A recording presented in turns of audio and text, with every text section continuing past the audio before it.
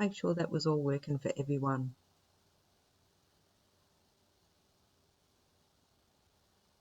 Hello.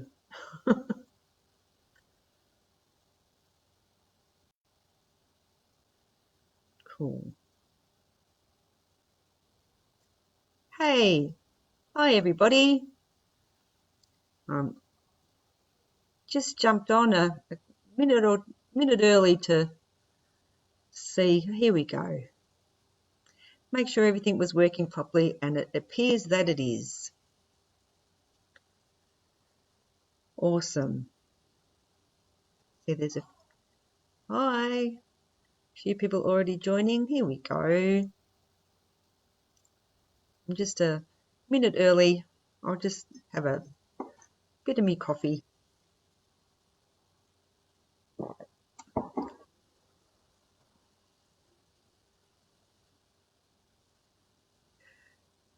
So, hi everybody.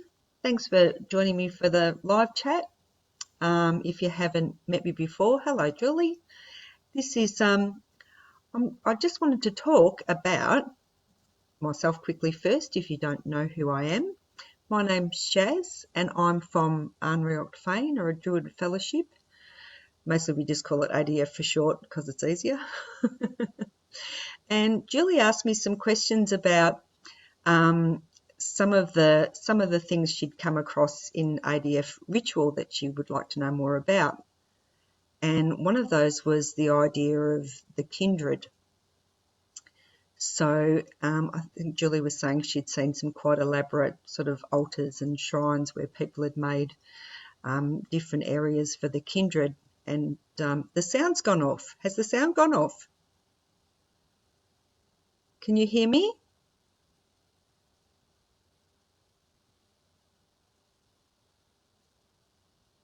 Can you tell me, can somebody say whether they can hear me or not in the comments perhaps?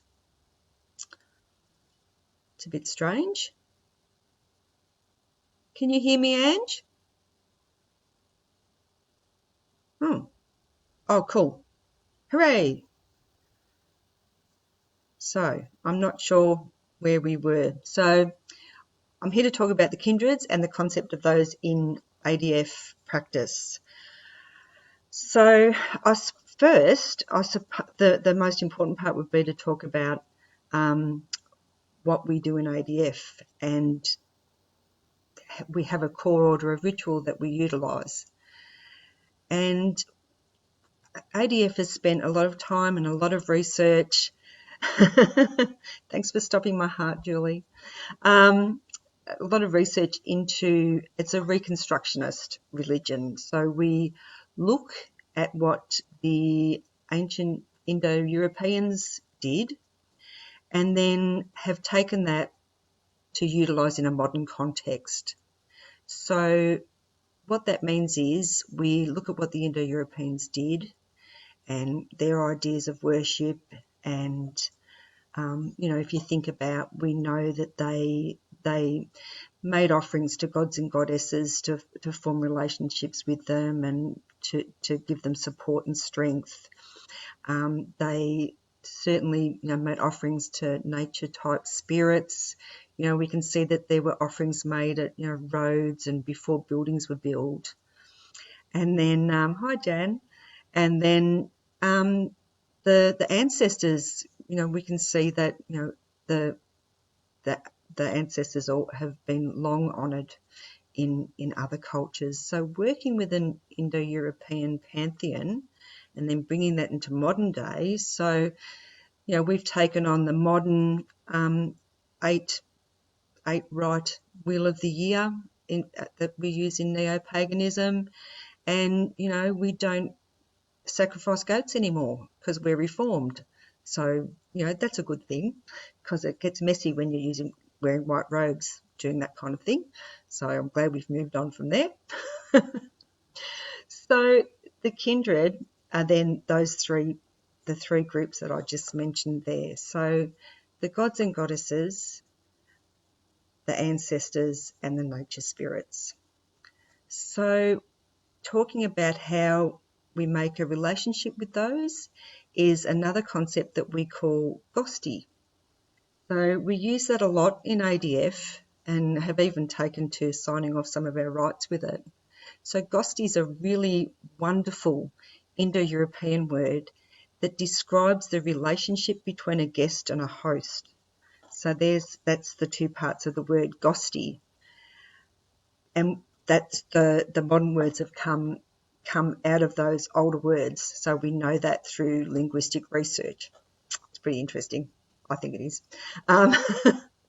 So that's what we look to do, is we look to form those relationships with the kindreds, because what Gosti means is I give so that you may give. I mean, so if you think about the concept of even just what you do with your friends and your family, to make good relationships, we support each other. We might help each other with gifts. We might stay with a friend for a weekend and, sort of shout them to a spa day in a thanks for that. So just they're the sort of relationships we're talking about. But when we talk about the way that our rights are set out, I think it always reminds me of there's a little song we sing sometimes, and it's God and dead and mighty she, powers of land and sky and sea, by fire and well and sacred tree, offerings we make to thee. So there's all these groups of threes within our rights, and the kindreds are a very central part of that. So if I work through the threes, so for the practice and at our grove, if I'm thinking about offerings I'm going to make to the gods and goddesses, and when I say that in my practice, because I follow an Irish pantheon, I'm usually thinking about the Tuatha De Danann and the Irish gods and goddesses as a group, because they're all individuals, but they're part of a larger group. So if I'm thinking about what sort of offerings I would like to make to them, I think about something that I think that they would like. So for the Tuatha De Danann, often my offerings will be of mead, or of sometimes it's a shared meal that I'll have sometimes with the gods and goddesses. So I'll keep some of my meal and give that as an offering afterwards, because that's something that I've made. So it's that idea. So it's that idea that I try to find things that I feel that they would find pleasing, and it's trial and error as well. So for the gods and goddesses, I sort of have a particular lot of offerings that I keep ready for when I'm doing a rite, either at home or in the grove. So then, of course, there's the nature spirits, and some of the things I like to oh, sorry, I've just got a pop-up on my screen that I have to close. How inconvenient. Go away. That's better.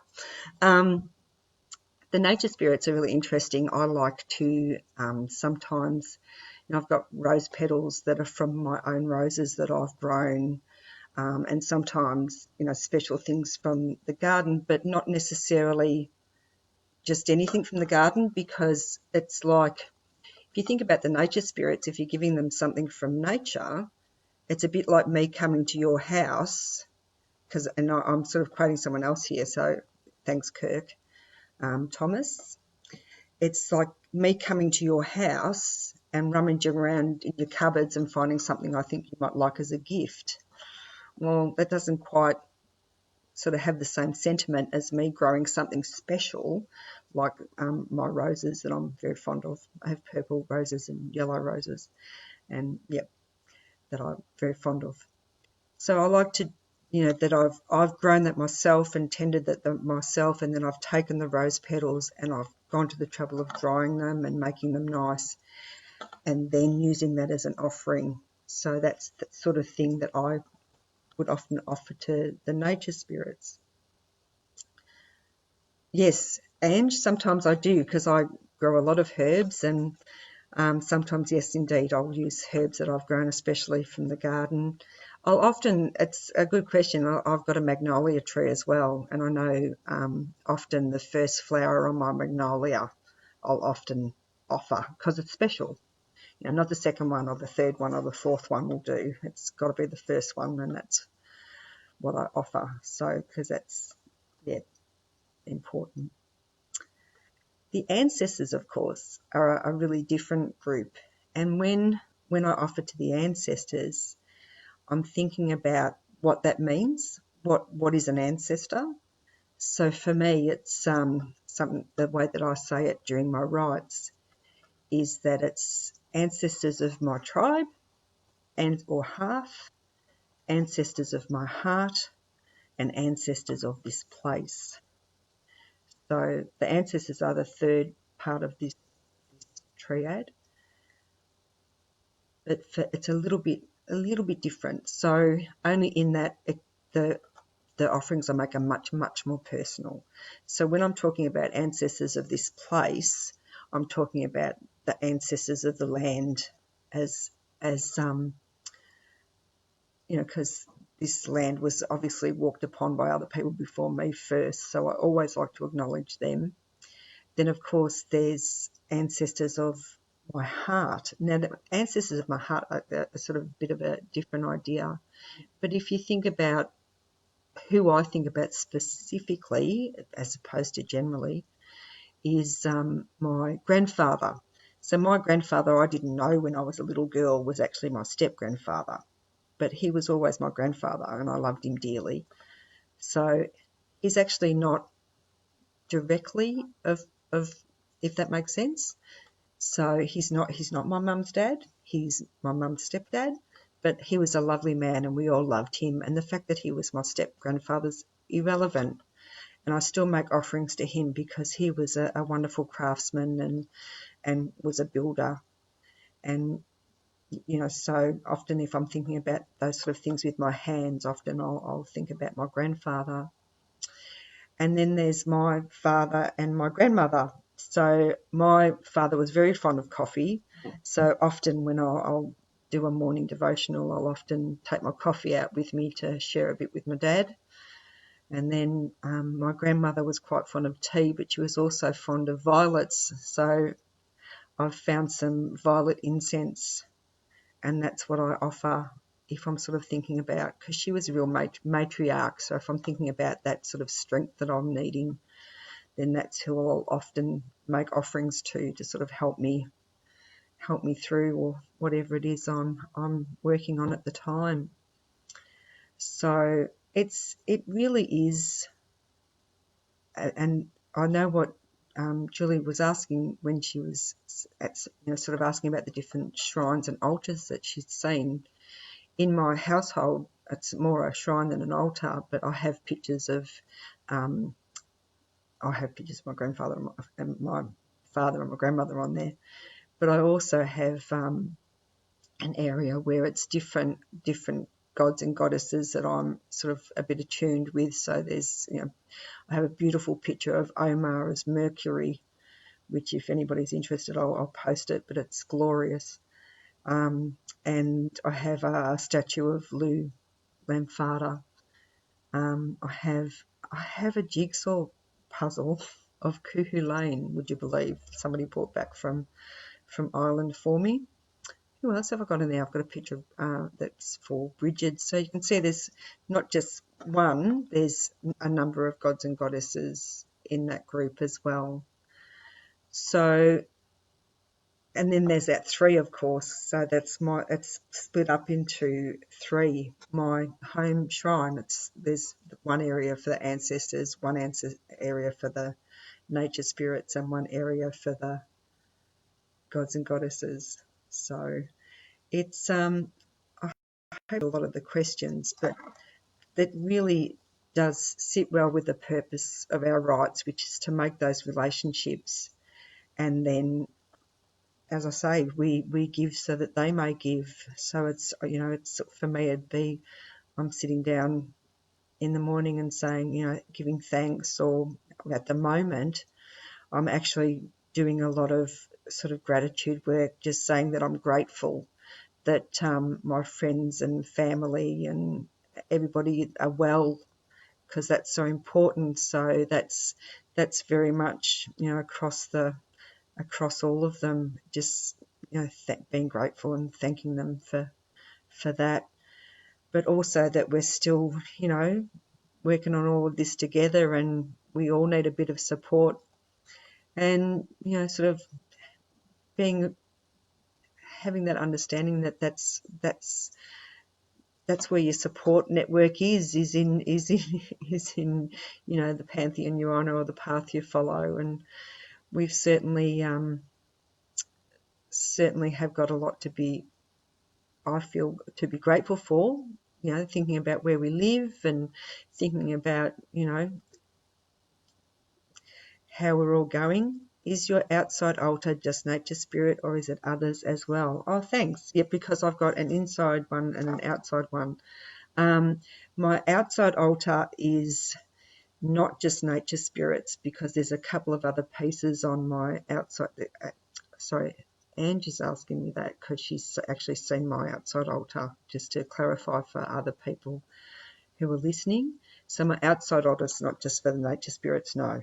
It's for the three, and there's different sort of sections on that small altar as well.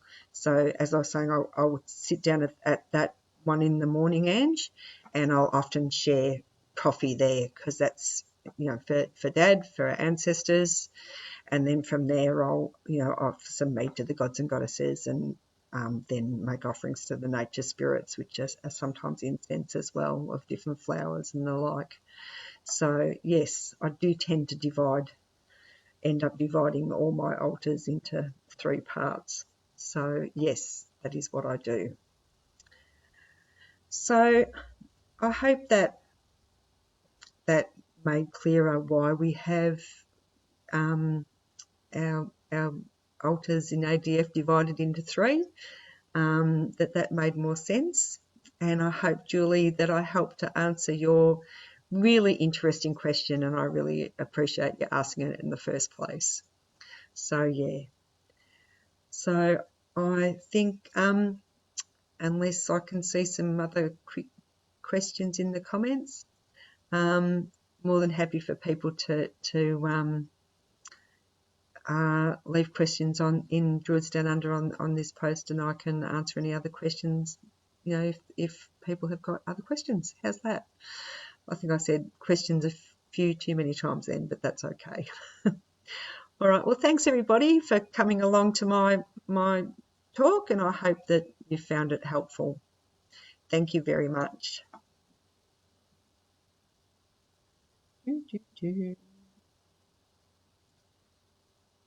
Bye.